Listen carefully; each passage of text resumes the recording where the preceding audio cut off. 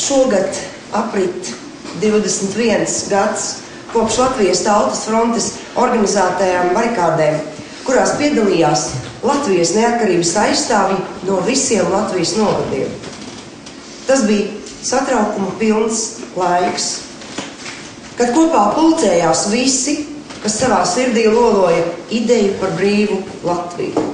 Dagdas tautas namā notikušais 1991. gada janvāra barikāžu dienu atceres pasākums sapulcināja plašu interesantu pulku, galvenokārt skolēnus. Dagdas novada barikāžu dienu dalībnieki tā ietvaros dalījās atmiņās par tā laika pieredzēto. Mums bija šaubas par to, vai mēs līdz tā Rīgai nemaz tiksim, jo domājam, ka mums varēs apturēt, kurā momentā izsēdināt, vai kā teicam uz Baltkrievu aizvest vēl kaut ko.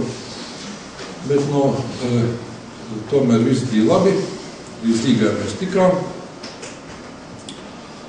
Un mūsu uzdevums bija aizsargāt ministru padomu. Bija brīdis, kad satraukums par to, ka nāk it kā kaut kas uz studiju un ka mums nāksies tad stāties priekšā un ar ko un kā, protams, tur tā kā bija tāds satraukums, tas tādas neziņas brīdis, tas tādas atmiņā vairāk palikuši brīži. Daudzu barikāžu laika iedzīvotāju atmiņā palikuši lielie ugunskuri, pie kuriem tika dziedātas dziesmas, lai novērstu domas par iespējamajiem uzbrukumiem. Lielu palīdzību barikāžu dalībniekiem sniedza vietējie Rīgas iedzīvotāji, kuri nodrošināja pārtiku un siltu apģērbu, kā arī pajumti, kur atpūsties un sasildīties. Mēs uzskatījām, ka tā brīva būs spējas dot labākus sadzīves apstākļus, spējas dot iespēju pašiem noteikt savu ikdienas dzīvi un saglabāt savu nacionālo identitāti. Un tāpēc tās barikādas arī tika būtībā no cilvēku puses ļoti atbalstītas. Pasākuma gaitā aizsaulē aizgājušie barikāžu dalībnieki tika pieminēti ar klusuma brīdi, tā godinot viņu devumu Latvijas Republikas neatkarības atjaunošanā. Atskatoties uz pagājušajiem 20 gadiem, barikāžu dienu dalībnieki atzīst, ka lielākā daļa no barikāžu dienu idejām ir realizējušās dzīvē. Mēs tomēr esam brīvi, kā tas bija pats galvenais mērķis. Jā. Mēs paši ejam, balsojam to, ko mēs gribam. Jebkurš cilvēks var balotēties un jebkurš varam iebalsot. Un tas valsts sasniegums vai tas valsts rezultāts ir tieši un vienīgi mūsu pašu roku darbs. Daumans Smēļa, Edgars Rukmanis, Dagdas novada televīzijas studija Ezerzeme.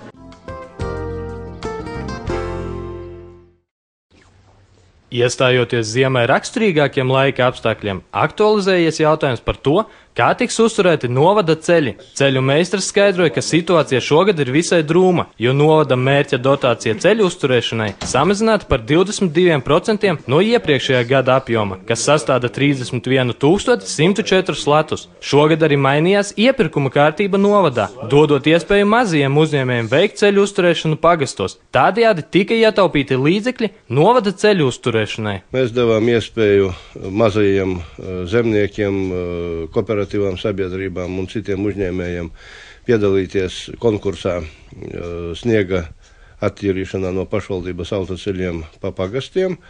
Attiecīgi ietaupījums ir diezgan būtisks.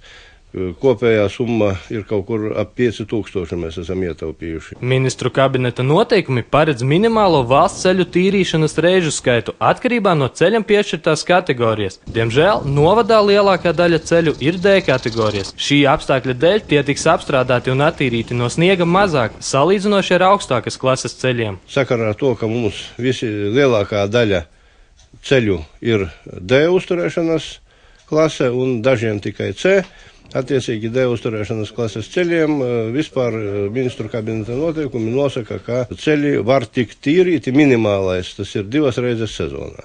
Novada iedzīvotāji varētu būt noraizējušies par to, kā attīrīt sev piederošos ceļus. Novada ceļu meistars mudina griezties pēc palīdzības sava pagasta pārvaldē, kur palīdzēšot organizēt ceļu tīrīšanu viņiem piederošajā teritorijā. Jāpiebilst, ka šī pakalpojuma maksas apmērs tiks noteikts vienojoties ar konkrēto pakalpojumu sniedzēju. Jebkurā gadījumā, ja kādam rodas problēmas ar to, ka viņam ir steidzami nepieciešams nokļūt pie savas īpašuma vai pie savas dzīvojamās mājas, un tas nav iespējams sniega kārtas biezuma dēļ, lūdzu griezties vietējā pagasta pārvaldē, un es domāju, ka tur uzreiz tiks atrast risinājums. Sociālajā dienestā apgalvo, ka ziemas sezonā iedzīvotājiem ar trūcīgo statusu arī vajadzētu izmantot iespēju vērsties pagasta pārvaldē ar lūgumu iztīrīt viņiem piederošos ceļus. Sociālais dienests šajā situācijā sniegšot finansiālu atbalstu. Un ja viņam ir šis trūcīga status un viņš ir norganizējis šī pakalpojuma sniegšanu, tad, protams, šo te rēķinu un, teiksim, sniegto pakalpojumu par ceļa tīrīšanu mēs varam sekt no sociālā budžeta līdzekļiem, kā trūcīgai personai pamatvajadzību nodrošināšanai. Ziema vēl tikai sākas. Kā ar ceļu uzturēšanu tiks galā mazie uzņēmēji, redzēsim pēc tam, kad sniega kārta paliks biezāka, izaicinot viņu apņēmību un pārbaudot tehnikas sagatavotību. Daumans Smēļa, Edgars Rukmanis, Dagdas novada televīzijas studija Ezerzeme.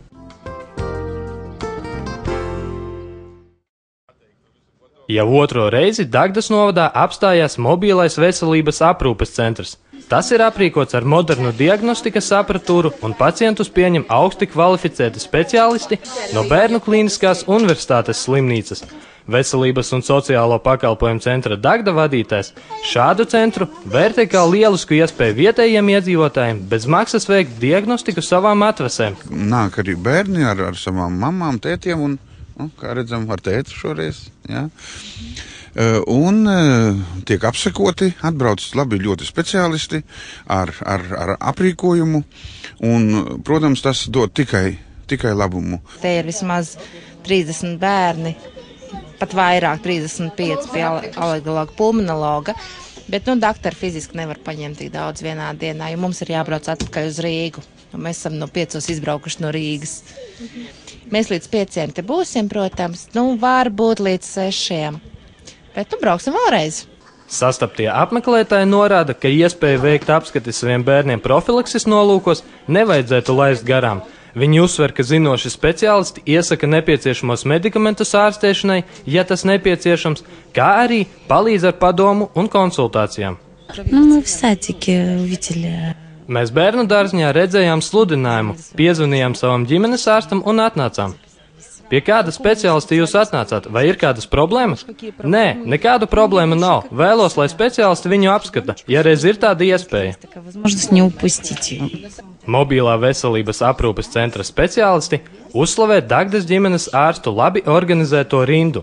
Dienas gaitā pacienti ieradušies laicīgi, un darbs padevies raiti. Iedzīvotāji vēršas pēc palīdzības visai nopietnos jautājumos. Lielākās problēmas ir ar astmu, ar ārstēšanu, ar kā pareizi lietot zāles. Mēs to visu izstāstam, izrunājam, ko vajag iemācam. Šodien vairāk nāk vai nu mazāk auguma bērni, vai nu bērni ar lieko svaru.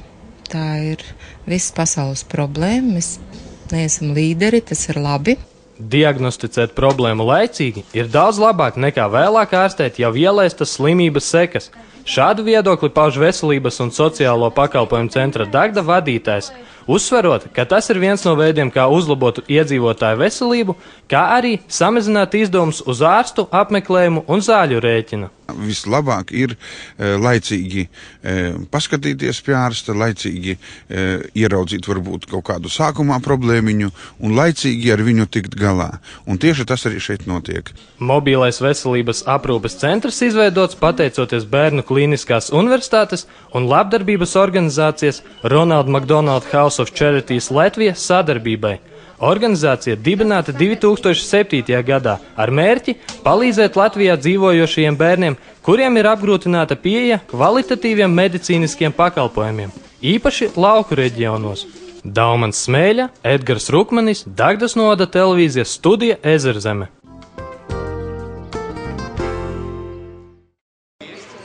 21. janvārī Andrupenes pagasta tautas nama telpās norisinājās Dagdas novada Nousa turnīrs. Novada mērogā tādas sacensības vēl nebija notikušas. Šī iemesla dēļ dalībnieku skaits nebija īpaši liels, tomēr sacensības bija sīvas, un katrs dalībnieks gribēja pierādīt sev un citiem, ka ir cienīgs kļūt par uzvarētāju. Dalībnieki bija sadalīti 3 grupās – sieviešu, zēnu un vīriešu konkurencē, kurā pieteicās visvairāk cilvēku. Šī iemesla dēļ dalībnieki tika sadalīti 2 grupās, no kurām 4 labākie spēlētāji sacentās finālā. Šodien Nousa turnīrā piedalās 14 vīrieši, 7 jaunieši zēni un 2 meitenes tikai, diemžēl. Vai šīs sacensības tiek rīkotas katru gadu, vai šogad ir pirmā reize? Kā Dagdas novada turnīrs, tās ir pirmās sacensības, bet andrupenieši bija atsaucīgi un Andrupenes pagasta turnīru viņi rīko katru gadu. Dalībnieki atklāja, ka brīvajā laikā trenējas šajā sporta veidā, lai uzlabotu savas prasmes un gūtu labus panākumus arī citos turnīros. Jaunieši arī izsaka vēlmi piedalīties līdzīgās sacensībās arī turpmāk, ja tādas tiks rīkotas. Vai jums pagaidu ir iespēja kaut kur trenēties sacensībām? Jā, mums ir iespēja trenēties jauniešu centrā. Vai jauniešu centrā ir vairāk meiteņu, viņas vienkārši šodien nav atnākušas? Jā, viņu tur diezgan daudz atnāk. Kā tu vispārībā vērtē šo pasākumu, vai viņš ir labi organizēts? Kā tev patīk? Vai vajadzētu vēl tādas sacensības taisīt? Vajadzētu, es domāju, vairāk reizes gadā sataisīt tādas sacensības. Kā vērtē savas izredzes šodien uzvarēt? Nezinu, 50/50. Kā tev vispār patīk šāda veida sacensības, vai tās vajadzētu rīkot biežāk? Es domāju, ka vajadzētu biežāk rīkot, jo interesanti. Citus ieraudzīt, kā viņi spēlē citi. Noslēdzoties sacensībām, tika apbalvoti labākie spēlētāji katrā grupā. Meiteņu konkurencē uzvaru izcīnīja Anastasija Stepanova, es sevis atstājot Inetu Ivanovu. Zēnu konkurencē labākais izrādījās Atis Konošonoks, 2. un 3. vietu attiecīgi ieņēma Jānis Pizāns un Žanis Lazdāns. Kā jau bija gaidāms, sīvākās cīņas norisinājās vīriešu konkurencē. Tajā uzvaras laurus plūca Jurijs Bondars, 2. vietu izcīnīja Viktors Dobkevičs, kuru nespēja pārspēt viņa dēls Andris, kurš ieņēma godpilno 3. vietu. Pirmās novada Nousa sacensības ir izdevušās godam, to atzīst sacensību dalībnieki, norādot, ka piedalīsies arī turpmāk, aicinot līdzi arī savus draugus. Līdzīgās domās ir arī Dagdas novada sporta pasākumu organizatori, kura cer uz šī sporta veida turpmāku attīstību novadā. Es domāju, ka Nousa turnīrs ieies tradīcijā un mēs rīkosim katru gadu to. Daumans Smēļa, Edgars Rukmanis, Dagdas novada televīzijas studija Ezerzeme.